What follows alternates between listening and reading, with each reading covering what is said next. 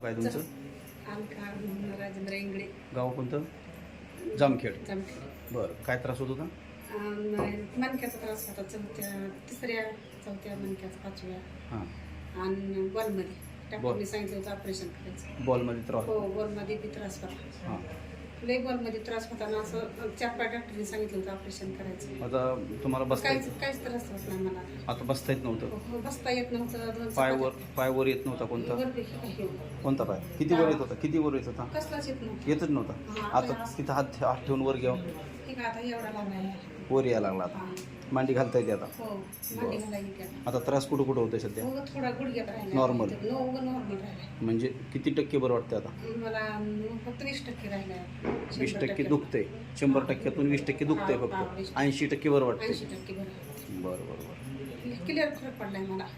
बरं. आणि तो कसलं